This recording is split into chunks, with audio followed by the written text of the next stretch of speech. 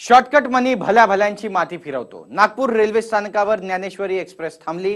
या गाडीच्या पार्सल बोगीतून सामानांच्या ऐवजी पक्षी बाहेर पडू लागले।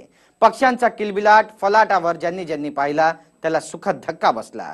पण खरा धक्का तर तेव्हा बसला जेव्हा त्यांना समजलं की या पक्ष्यांची तस्करी केली जात होती आणि ते देखील भारतीय रेल्वेतून। मग काय तातडीने कारवाईची सूत्र हाती घेण्यात आली। पोलिसांनी ज्ञानेश्वरी एक्सप्रेसच्या पार्सल बोगीतून हजारो पक्षी आणि प्राणी जप्त केलेत। कसे तुम्हीही पहा। ज्ञानेश्वरी एक्सप्रेस मधनं पक्ष्यांची तस्करी,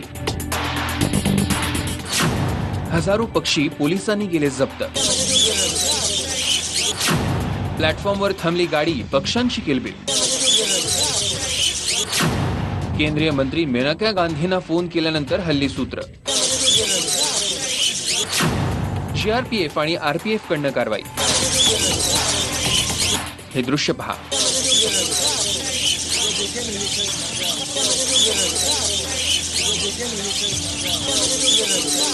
हे पांढरे कबूतर, हे पांढरे उंदीर, हे पिवळे पक्षी, लव्हबर्ड्स, पिंजऱ्यात ठेवलेले हे छोटे मोठे पक्षी पाहण्यासाठी बघ्यांची, पक्षीप्रेमींची एकच गर्दी जमली आहे। पिंजऱ्यात कैद असलेले हे सगळे पक्षी नागपूर पोलिसांनी जप्त केले। होय, कारण या पक्ष्यांची तस्करी केली जात होती। दिनांक 23 एप्रिल 2019, वेळ दुपारी 2 वाजता। ठिकाण नागपूर स्टेशन। नागपूर रेल्वे स्थानकावर ज्ञानेश्वरी एक्सप्रेस थांबली। ट्रेनच्या पार्सल बोगीतनं हजारो पक्षी आणि प्राण्यांचे 8 पिंजरे बाहेर उतरवण्यात आले।